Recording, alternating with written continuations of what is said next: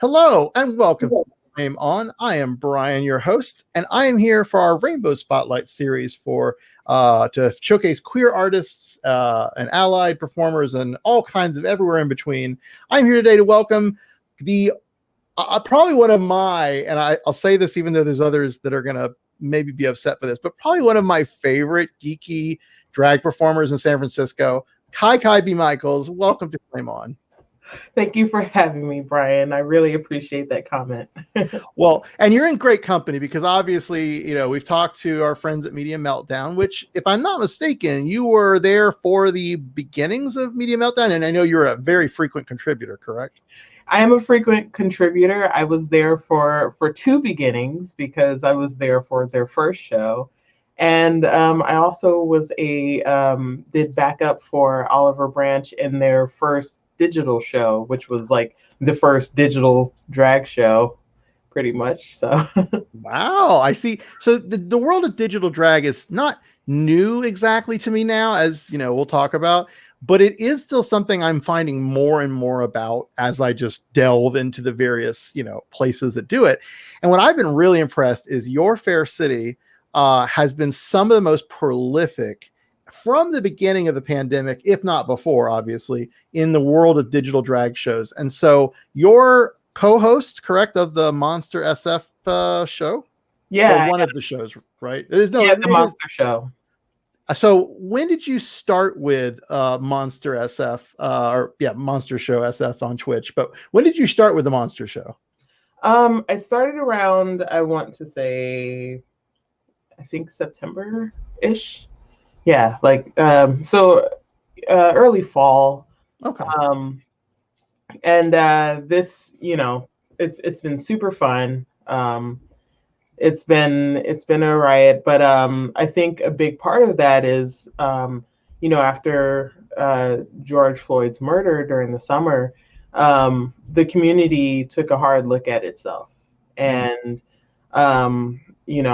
a lot of people of color kind of wanted to be able to speak up and use that moment to say, like, hey, let's get our house in order, because there are clearly lots of things externally that are problems in this country, but there are a lot of internal issues too. So a lot of the folks from the drag community here in the Bay Area, particularly San Francisco and Oakland, got together, and a lot of people, people of color at least, got together, and we kind of put together a survey that sought to see where there was need, we'll say. And the biggest need it turns out, was with trans people, people of color, and femme folks in our community who just didn't feel very welcome in these nightlife spaces. So we held a town hall that was meant to address some of these issues directly with these venues, and it was a restorative justice space, and it allowed some of the venues to really take a hard look at themselves and say, like, okay, we don't hire Black people, we don't hire trans people, we don't have trans nights, we don't have nights for POC, we don't do lots of things. So the Monster Show was one of those that was like, we are a staff of completely white people, like maybe this is not the way to go. So so they asked me, and they accepted, and I accepted, and I was, very happy to be a part of this team. I was actually, kind of talking to them about doing some hosting before, pre-pandemic times. So, they approached me afterwards, and they've given me a lot of creative freedom. So I've kind of taken over the show a little bit, but. Well, so I wondered, because I've only been following the Monster Show since you've been on it. I've been to San Francisco once in my life. I loved it. I had a great time, but it was for a single day. So I got to see no nightlife, no drag, nothing. Right. But I've gotten to know, like, Elsa Touche, who's your co-host, I believe, right? Yeah. And the most recent show, what was it called? It's About Time. Mm-hmm. Was so amazing and so much fun, and I really dug the sort of Doctor Who-y nature, but not limited to that, Right. By any means. And just I think what really attracts me to, like, what you do, what Monster Show does to some extent, but certainly what Media Meltdown does, is the really embracing of the geeky, nerdy elements, pop culture derived, but really deep cut, good stuff that I've always been a fan of, and certainly what Flame On is that's what we're about, right?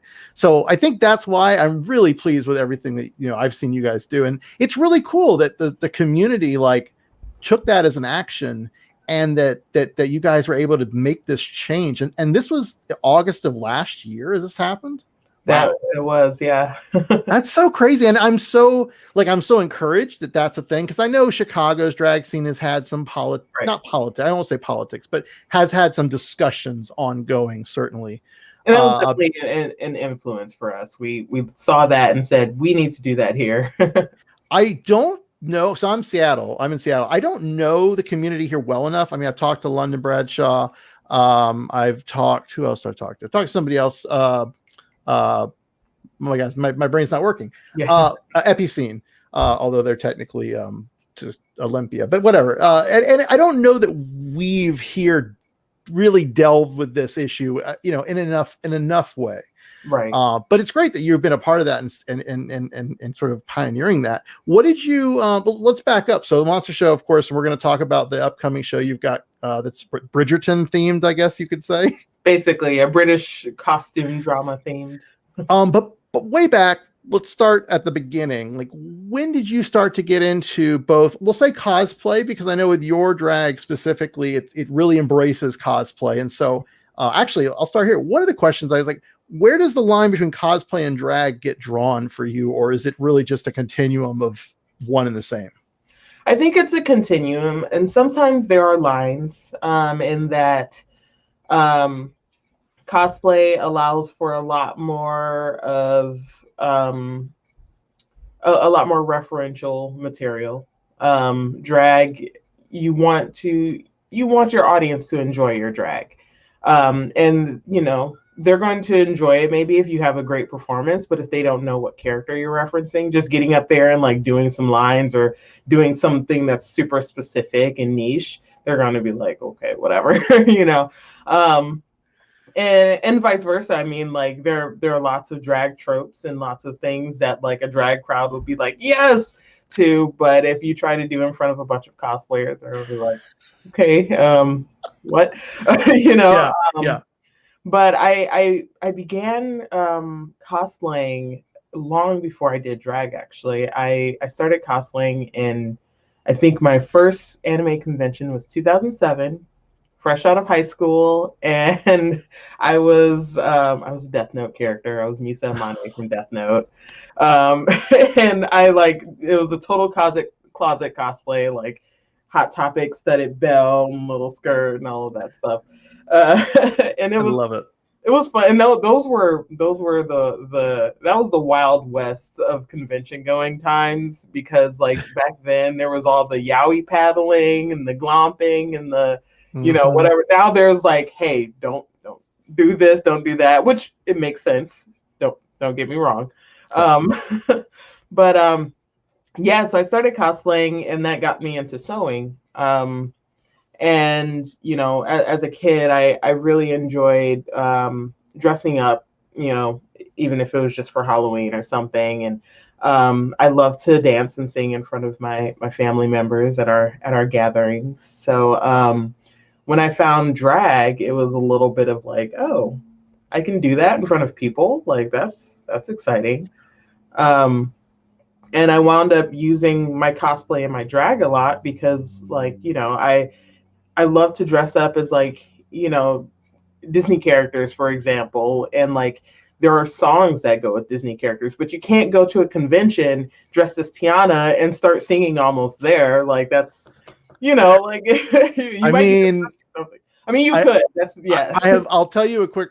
So I have been to a few conventions in my time, and I went to one. I think it was MegaCon in Orlando, and I swear there was someone with a little boombox that they walked around with, and they would routinely stop and do their number, and it was a lip sync. I want to say Elsa Frozen, because that would be about the right time. That makes sense. But no, it's obnoxious, and people tend to be annoyed by it.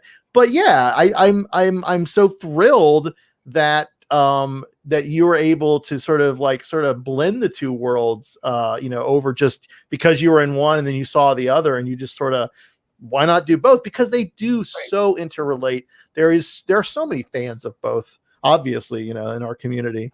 But your singing voice, by the way, I was looking through your TikToks and I forgot what song it was. I really should have paid attention and but you have a great singing voice. Oh, thank you.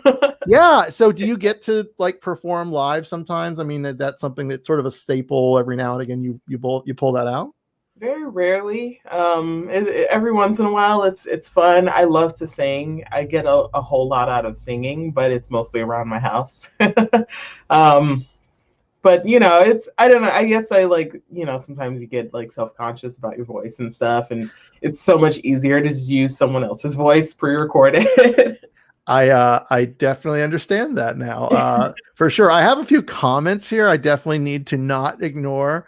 Of course, our dear friends from Media Meltdown are watching. Oh, I believe both Franzia and Piranha.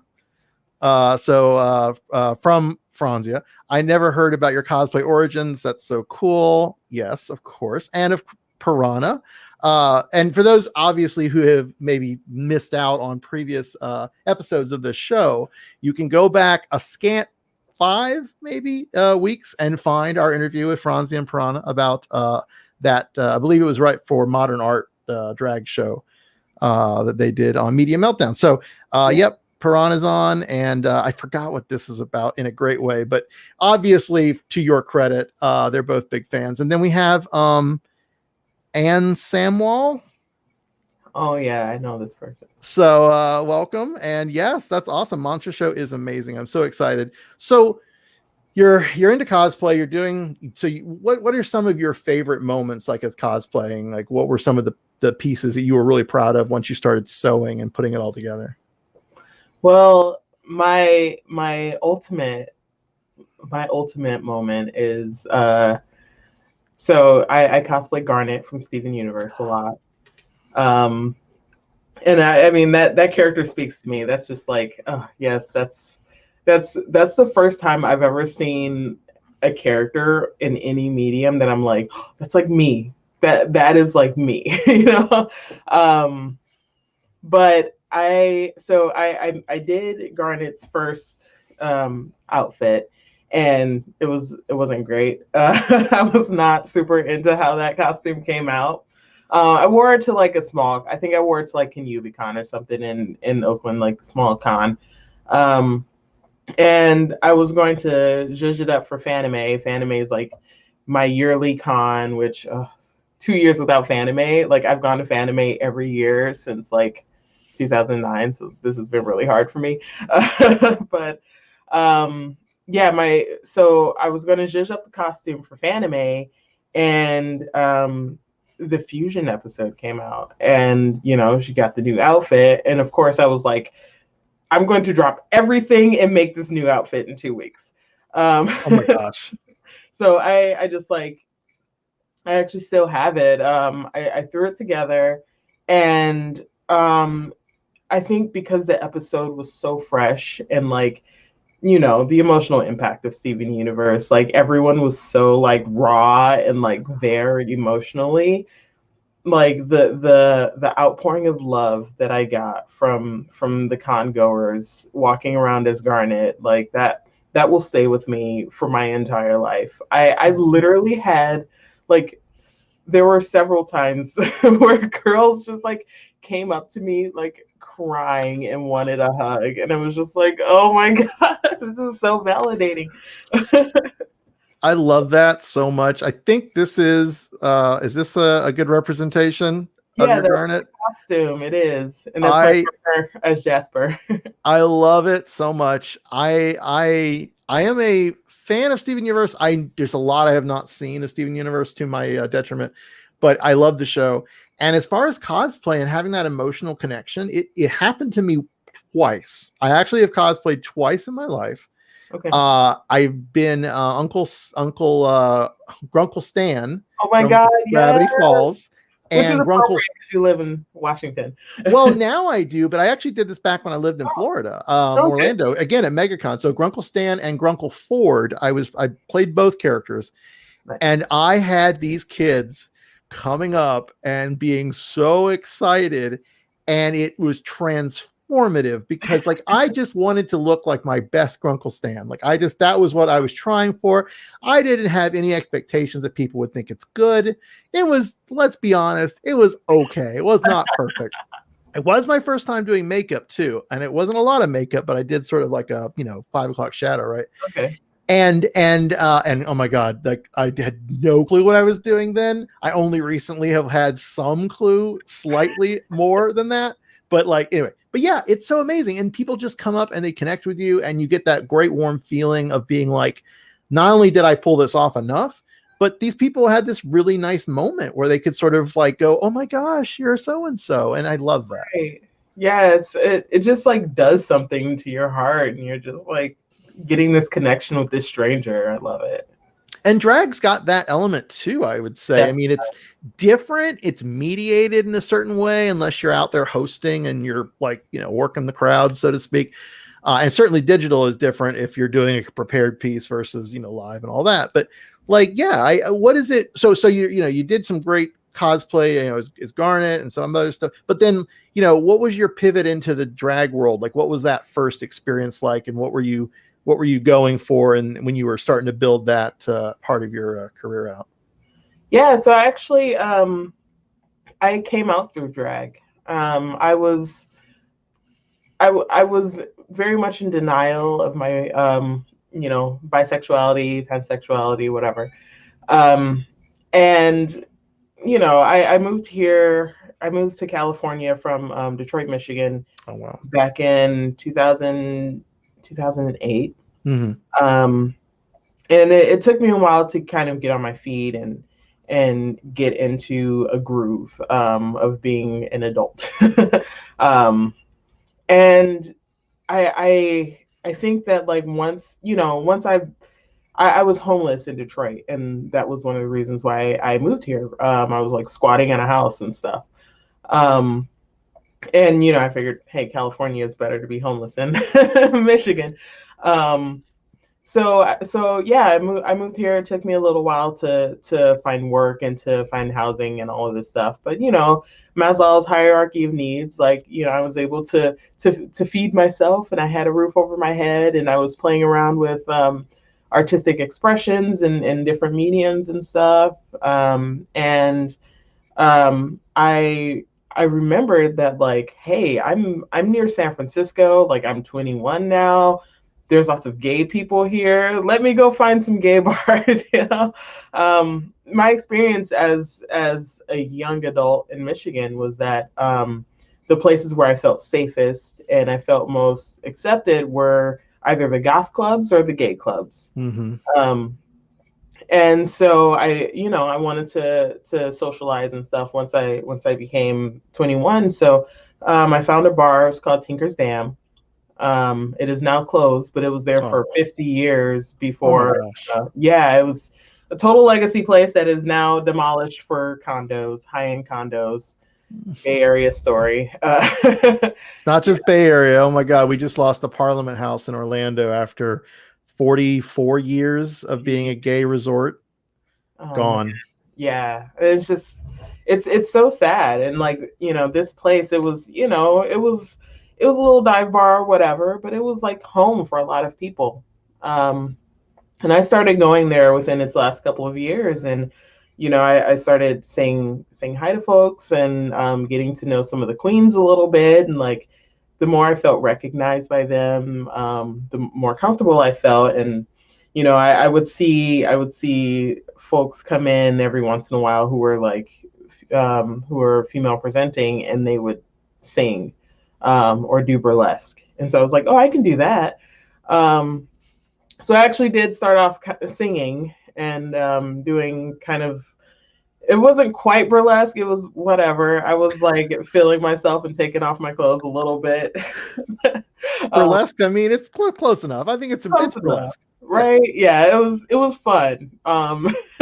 But there was one day where I did just a drag number. I just went out and like my outfit was my outfit, and I just did a lip sync to this. What was it? Oh, it was Something's Got a Hold on Me from the movie Burlesque. Um, Nice. and afterwards, I was like, wow, I felt really good, and I like felt really confident, and I had a lot of fun. And my drag mom was like, you should do more of that then if you liked it. And I was like, I'm a girl, and she was like, it doesn't matter, like go out there and do it. And I, at the time, I had no idea that, AFAB people could do drag. I thought it was only for cis men. Um, and I was also not very aware of, the fact that you could not pick a gender either. So, being able to get on stage and play around with the concept of gender and gender expression was super fun. Being able to play around with, my femininity gave me space to think about my masculinity and my lack of gender desires or expression altogether. Um, and so from there, I and being around lots of queer people all the time, it made me comfortable just to be myself and to come out. So now I sit as a non-binary pansexual individual. But I started doing all this as a straight woman. That's I mean, that's so cool as a transformative experience that you had discovered that space to understand the difference. I think for a lot of us, the gender norms and fluidity that we've seen more commonly and more openly embraced in the last, I don't know, 5 years ish. But in mainstream and in these spaces, these queer spaces that we've had forever, that's always been there in some form. So, I'm not surprised, but I'm thrilled that you found that space, because a lot of people, I feel like, are finding it more online. I mean, certainly there's a part of me, because I didn't go to my first gay bar until I was like, I didn't go like hang out at a gay bar until I was in my 20s.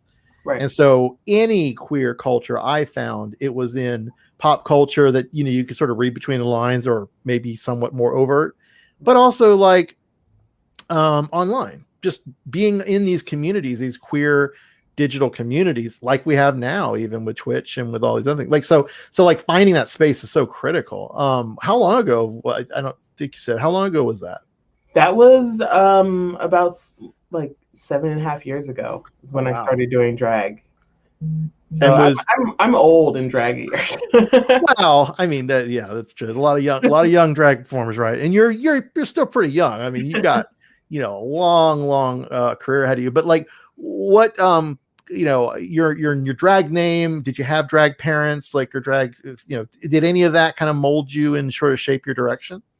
Yeah, I think it did a lot. My drag mother is Angel Michaels.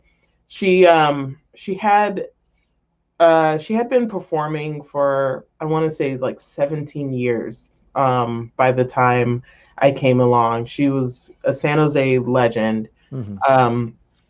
And now she's retired and she's enjoying her life and stuff now. But when I first started, she had a show Monday, what was it, Sunday and Monday every week. So she had back-to-back drag nights every single week, and then that's on top of like any other gigs that she did. And she was so encouraging. She was so helpful, but also not very like, oh, this is how you do drag. It was very much like offering help, offering clothing and shoes and stuff, but like, letting me freely interpret drag to be whatever I want it to be. Because like she definitely, put that like kind of made sure she made a space for people, and like there was a home, but there was no like restrictions put on you. And in a way, she was a cosplayer too, because she did an amazing Tina Turner. Like she will work out a Tina song. She did lots of Whitney too, which those are both like performers that are powerhouses, like in the drag world and in the world at large. but you know, she was great at just embodying those folks. So in a way, it was a little bit like seeing her do cosplay drag too. um, but yeah, and then she had you know, a few other drag children. So I had a bit of a drag family like in that bar, and that, you know, it just really felt like a safe space for me. That's so important too. And the fact that you found a drag mother, not all of us who have done drag have been so fortunate. Yeah, totally. But no, it's I say that jokingly, but there are obviously people who have had to figure it out on their own. But the community is so supporting. You know, when I decided I wanted to do something for the most recent Twin Peaks show that you were also in, I found some great support from my drag queen friends in Orlando, Beronce Bear, mostly, who kind of helped me with the bearded drag. But like, you know, Franzia and Piranha both, you know, were so helpful and supportive, and just even like allowing this newbie drag baby to do something. So like those performers who give those opportunities and encouragement, like it really goes a long way to encouraging this art to continue and thrive. I mean, you know, we're in this weird time with Drag Race being sort of the dominant force in pop culture and drag, but Oh, yeah. in some ways, like what we're trying to do, I don't know your thoughts on Drag Race particularly, but like is reclaim that into the roots of it and kind of pull it back from what has become this commercialization, you know, version of drag. So like, how do you feel? Like, I mean, I don't always ask this question, but you know, why not? What is your take on Drag Race and how it's helped or hurt drag? Yeah, I appreciate that question. Actually, I have lots of thoughts. Oh, uh, good. well, so first of all, one of my best friends was on Drag Race, Rock'em Sakura. Of course. She started performing at a show that I hosted in Mountain View. Um, she, you know, this cute little thing came in, like seeing me doing some nerd drag, like afterwards came up and was like, how do I do this? You know?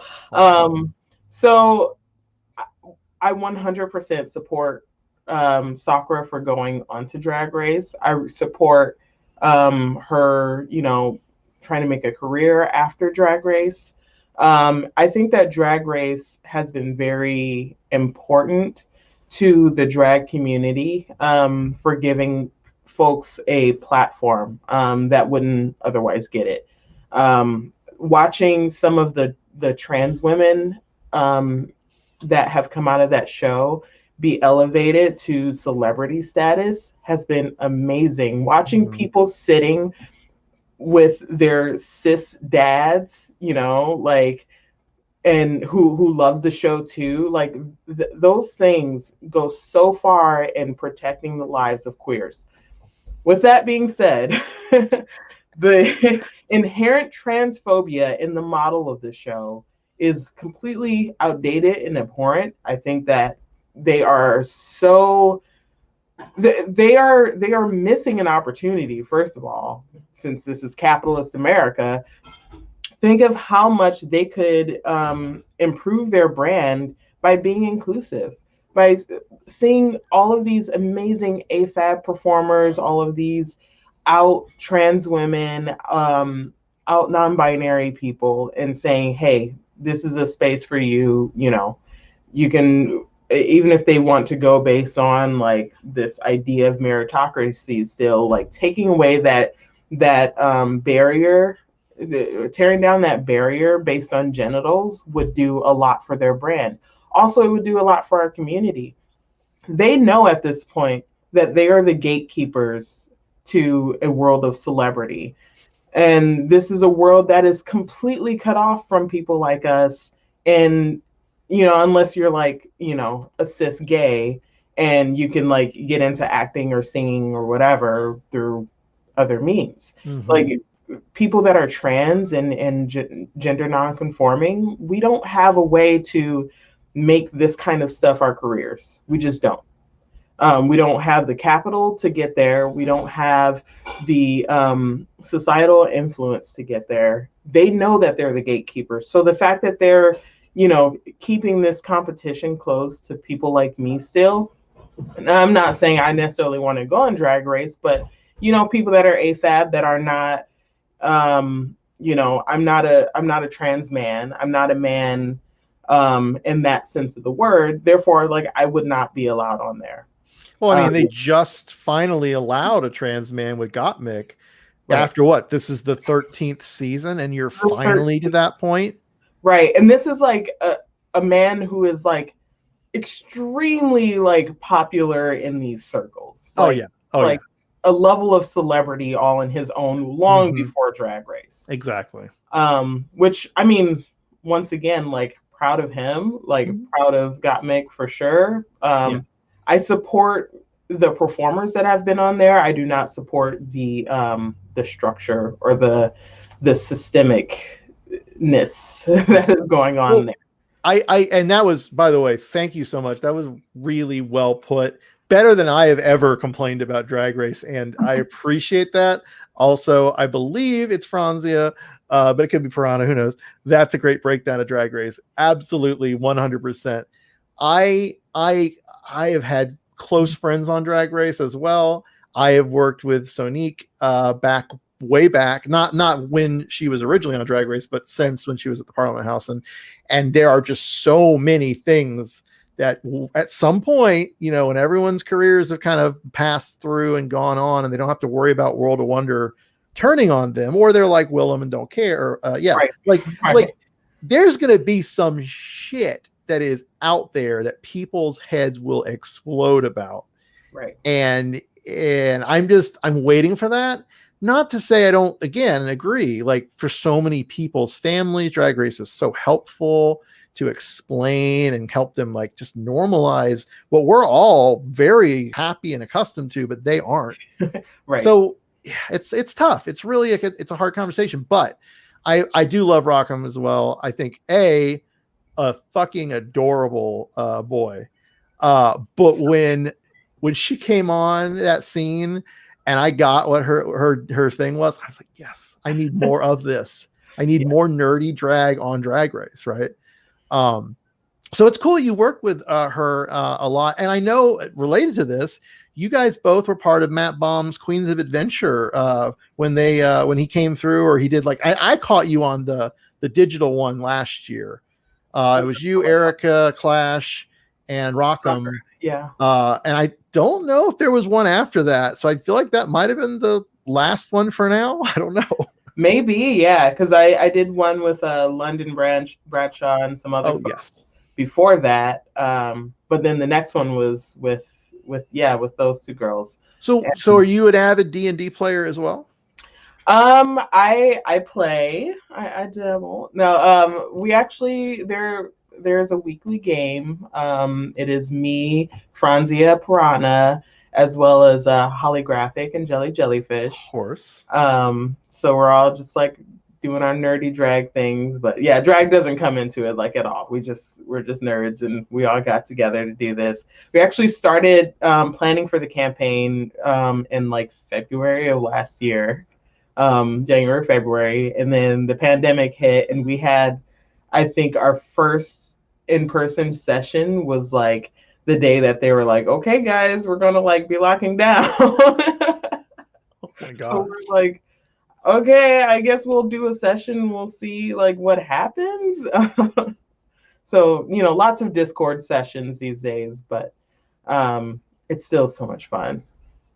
What is your character like, or have you played multiple characters? Like, give me a sense for what you're doing on that. My character, I essentially took my Queens of Adventure character and kind of refined her. So she's a high elf, high elf wizard. It's a little Harry Potter-ish in that she's a student, a university student, and has a mentor that has been killed. But, you know, just studying arcane arts, going around having adventures with the new friends, and we're unraveling some mysteries around a couple of gods that may come back and wreak some havoc. So, maybe trying to prevent the end of the world. Sounds like a noble cause, I would think, especially these days. Yeah, right. Yeah. Feels pretty apt. It's better than my D&D character, which is Pathfinder based, and I'm literally a I forgot what my race is. Oh my god, I should know this. But I'm like a bard, but plays like a synthesizer because it fits within my general Leona Theremin sort of vibe, right? Mm-hmm. But yeah, like totally like not trying to save anybody, but really just entertaining orcs is typically what I end up doing. Like I literally have been in these situations where they're like, well, what do you want to do? I'm like, I don't know. They're like, well, you're kind of famous. Throw a concert or sign some autographs. I'm like, sure, let's roll for that. Like, that's what's so amazing about D&D. And nobody told me as a kid, because I was raised very religious, and no one told me that D&D could be like ridiculous and fun like that. Right. And it's like people don't understand if they've not ever played just how whatever. I mean, depending on your DM, obviously, you may have someone who's a little more rigid or whatever. But like, you can do some like things you would just never expect. Speaking of Harry Potter, though, I do have to say, and I'm sure this probably goes without saying, I mean, are you a fan of the Harry Potter world, or is it sort of now just completely destroyed to you because of JK's issues? I guess I was never like an uber fan. Like I really enjoyed the movies. I read like the first book and that was it. I remember going to the release of, I think it was book 6 or 7, whichever one had the like Snape kills Dumbledore meme or a spoiler as a meme. Yeah. So I remember like being at that midnight release of the book with my friend because they were super into it. And someone like ran by screaming it, and I didn't understand what they said, and so they were like, "Oh, they just gave a spoiler," and I was like, "Oh, well, I didn't hear it." Piranha is giving us the spoiler alert, which I will just put up on the thing. Yes. Half-Blood Prince. Yeah, I think at this point, spoiler alerts are not necessary for Harry Potter. For I don't sure. think so. Yeah, if you're mad about this spoiler, like go away. No, and I'm just kidding. Please watch. Yeah. Yeah. So you were just sort of passively along for the ride. Did you end up reading any of the books? No, I never wound up reading any of the books other than, the first one as a kid. And like, I enjoyed the movies. I enjoyed the ride. So I think that like, I don't know, like for most people that come out as being like problematic in some way, I'm like, they're rich and famous. Like rich and famous people suck, like I'm not usually as fazed by like people being problematic. Like sometimes I'll be disappointed. Like I was just like, but it's more of a like, I'm disappointed in people like this. I'm disappointed that people think this way more than I'm disappointed in JK Rowling. Like, okay, I have no investment in JK Rowling. Like, sure, she's a transphobe. That makes sense. She's rich and famous. Like she's probably a shitty person. So, it's one of those funny things. Like I was raised, like I said, religious, and I read C.S. Lewis. And even though I really was into Lion, Witch, and the Wardrobe at one point, I kind of realized like there's stuff going on here that's very overtly a Christian agenda. Like, right. And it was only after like, years later, kind of getting the, not other side, but certainly getting the antidote that was the Golden Compass or His Dark Materials book by Philip Pullman, where I was like, oh, I see what this is. Okay. Yes. So I'm used, and I was a big Ender's Game fan, so I'm used to being disappointed by offers, right? But you're into some really cool geek culture stuff. Like, what are your geek tribes, or what are your like touch points for pop culture? Like, what are your like real favorites? My favorites. Oh man, that's hard. I know you have to pick two. No, you can pick whatever you got. I mean, I'm definitely like, the like Adventure Time, Steven Universe, like just the Rebecca Sugar like influence, like 100%. That's probably someone that if I found out was like did something really messed up, I would probably be disappointed. But considering like the material and the words that, they've communicated about their material, I would be really shocked if they were like deeply problematic in some way. Yeah. I'm really into like a few anime right now. What anime are you into? So I have not been current with an anime in so many years, but I am Same. 100% caught up with My Hero Academia. Oh, nice. That one is just it's just so good. I'm finishing JoJo's Bizarre Adventure, especially now that there was a new one that was announced. Hmm. Um, so I'm super excited about those.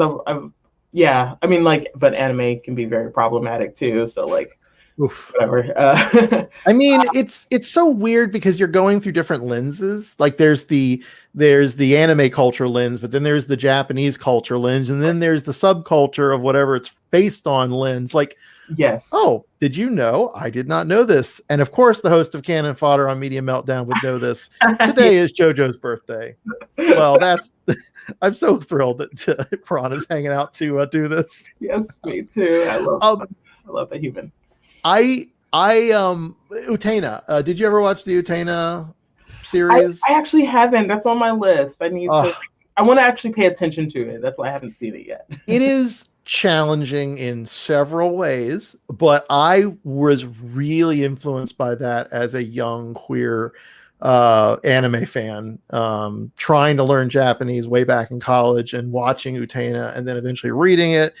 And again, there's just all these lenses of like what they were doing, what they were referencing, and it's complicated, right? Right. So you can sort of, like you said with the author, you can sort of appreciate it for what it is, and then just kind of know that you may find issues later as you Yeah, get into exactly.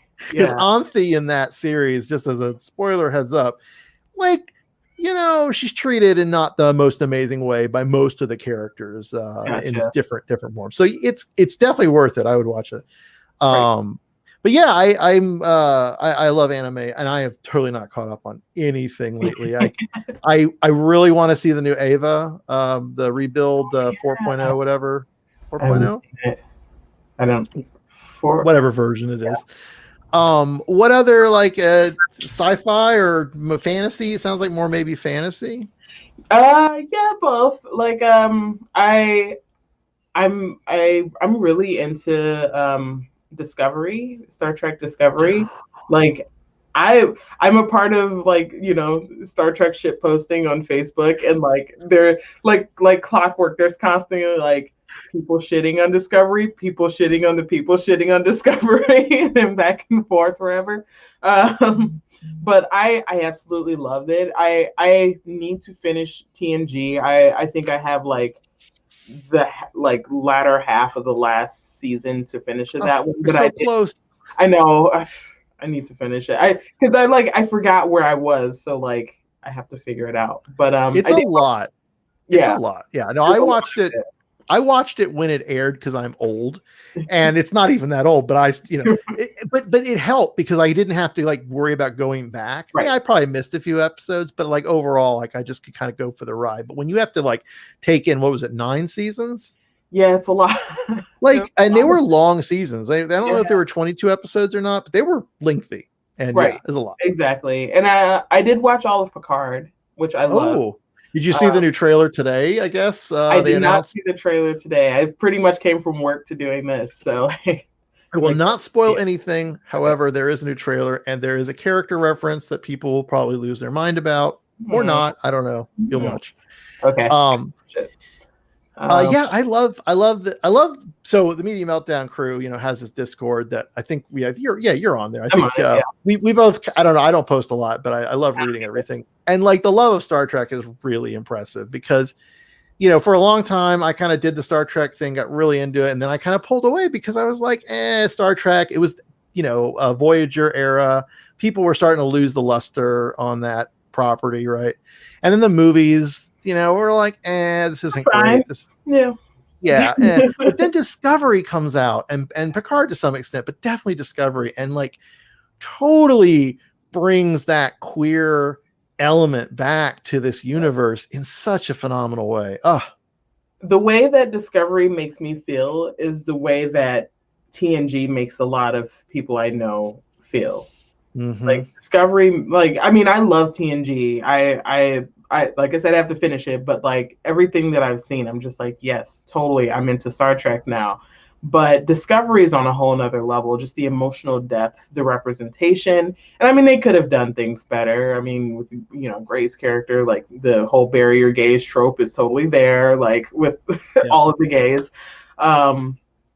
But, you know, just, oh gosh, it's just, I think it's just done so well. Yeah, I'm just glad people have responded to it well, and especially with the production history with Brian Fuller coming in and leaving. Like, it could have gone a lot of different ways as other properties that's happened with. Yeah, Piranha brought out Lower Decks. Lower I Deck, watched a little bit of it. yeah. Way better than it has any right to be, because when Honestly. they pitched that, I was like, well, I mean, Right. but it's solid. It's kind of like the Orville in that it kind of does the TNG magic Right. in a way that you just didn't expect from that property. Like, you know, so, and that other shows just didn't manage to. Yeah. I do want to talk about, we're going off into all kinds of nerdy tangents, which I love. Yeah. I do want to put up this. It was a video I found out for your next upcoming Monster show. So I'm not going to play the video because it probably isn't like copywritten. I don't know. But it's a great logo. So the Pride and Sensibility. Is that right? And yes. Yeah.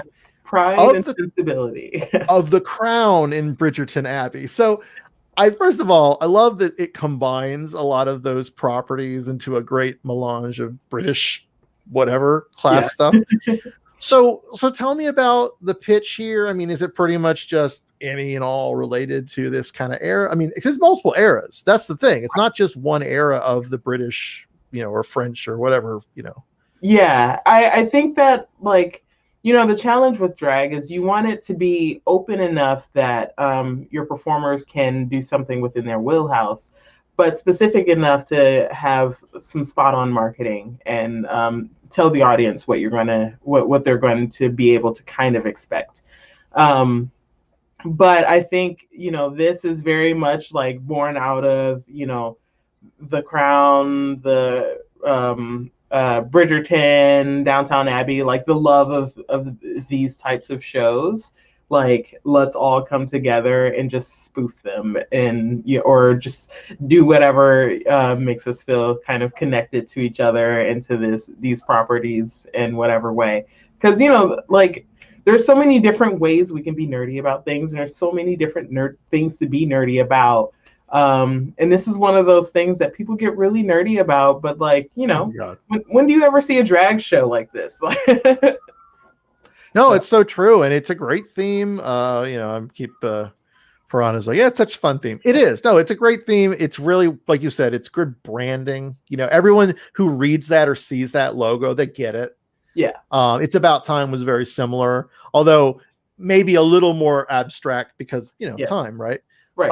And so that's this coming Sunday. If you're watching live or you catch this week when it comes out, the show, it is April 11th, which is a Sunday, and it's 7:00 Pacific, 10:00 Eastern. I always try to throw in the Eastern for my friends back on the East Coast who largely are missing out on these kind of amazing. There's some great New York digital shows. There's a few others like Chicago, although that's not East. But, like, you know, the preponderance of amazing digital drag is coming from the West Coast. I'm just going to say that very, very definitively, and most of it San Francisco. I would agree. Yeah, I would agree with all. And it's on the Twitch TV. Actually have a there you go, Twitch TV MonsterShowSF. That's the best way, I believe, to find that. And there's usually a cover. I'm guessing, like the usual $10 cover suggested. Yes, suggested cover. Obviously, if you don't have it, please stay and watch. I always say during the show, you know, there are other ways that you can pay us. You can post about the show that you're watching. You can post some stories and show everyone what they're missing and maybe get more folks in. Like, even if you can't afford cover, or if you can only afford $5, you bring in 5 friends and they can only afford $1 each. You paid cover, so. Yeah, and I really appreciate when you guys say that. I remember you specifically mentioning that, and, you know, Media Meltdown, obviously they've said the same thing. It's like it's meant to be accessible. Like the fact that these are on a digital platform does inherently have some whatever, you know, making it a little harder for people who don't have that equipment or don't, you know, can't get on there, don't know about it, whatever. But the fact that you guys are like, giving your content away when not so many others, but other drag shows are maybe doing it a little bit more like, no, we want you to pay, or setting it up behind a paywall, as is, the case of Zoom or something. Yeah. So I love that. I really think Twitch is a great platform for this. Are you a gamer? I never asked that. Are you into gaming at all? I am into gaming. Are you curious about the whole Twitch drag streaming thing, or is that like just too much? I am actually. I feel like executive dysfunction is my biggest enemy in this regard.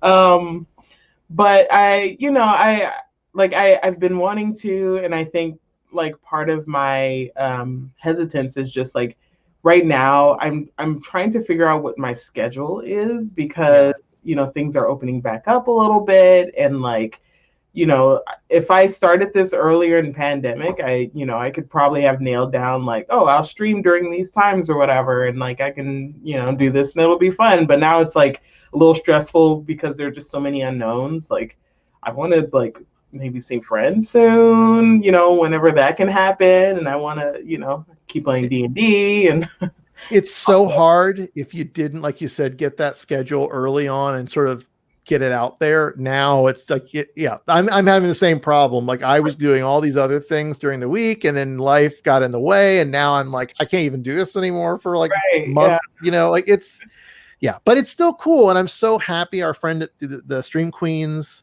Aphasia, one of my dear friends in London, and all of the Epicene, all the other queens that do streaming. It's so much fun.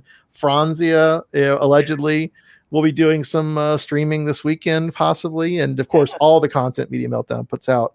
It is a golden age for people who may live in a small town and not have these amazing queer places and spaces available. To have this online community is so important and so helpful, especially in the pandemic. I'm so glad I've stumbled into it all. I hope you do it. I think you'd be a lot of fun. I know you'd have a good experience, even if you did it once a week or something. Totally. I think that too, like doing drag digitally is not going to go anywhere. I'm just even beyond slow opening up and stuff.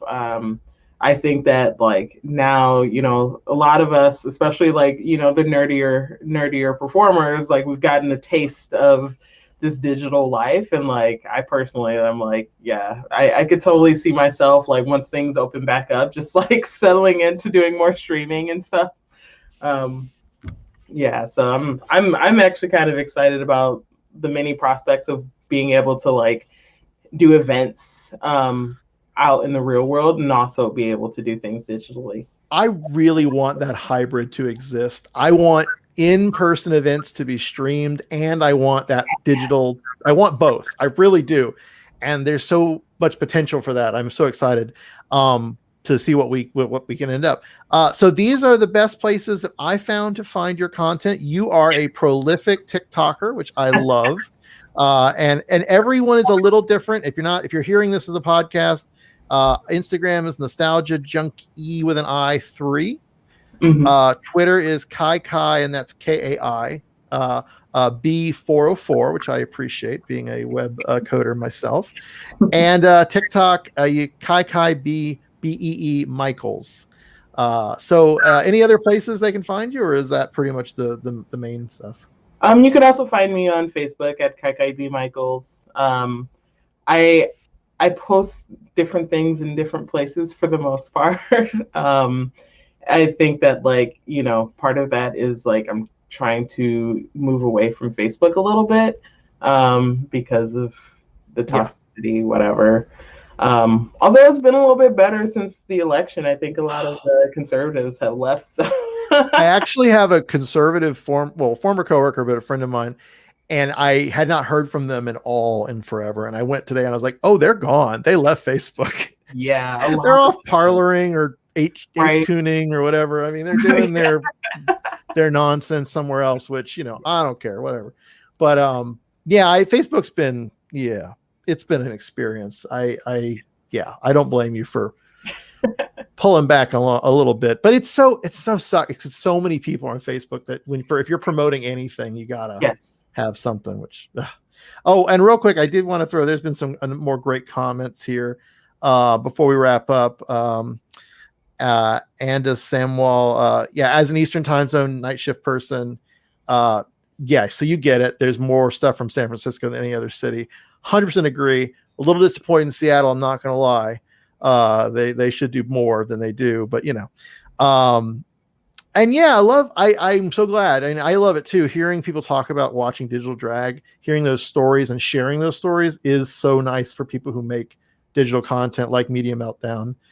So yeah, I love that it's too. And yes, we did call Franzia out, but only because I really am excited. I would love to see Franzia play some games, allegedly. So yeah, I really thank you so much, KaiKai. I'm really excited to get to talk to you, and I'm really excited maybe someday to come down to San Francisco and see all of you in person, and certainly standing invitation to come up to Seattle once the world is normal and do some drag here. I think that would be so much fun. I would love that. I did see one drag show in Seattle. It seemed like the more main nightclub space. I don't remember the name of it. There's a few Queer Bar, Crimworks, I don't know. Our bar. Sure. But my partner's family lives right outside Seattle. So I've already been up there a couple of times. So and I've been wanting to go more and like make more connections, especially in like the drag scene and with my queer family up there. And so it's been sad like being in the house and not being able to do that, but hopefully soon. Well, you have to let me know, and I'm excited to see more from you. So thank you again. This Sunday, again, just real quick, to make sure everybody knows, it is on MonsterShowSF on Twitch TV. I am not going to try to say the name again. Actually, I'm The Pride and Sensibility of the Crown in Bridgerton Abbey, 7 o'clock Pacific, 10 o'clock Eastern, MonsterShowSF. KaiKai Bee Michaels, thank you so much. Thank you so much for having me. This was great. Take care.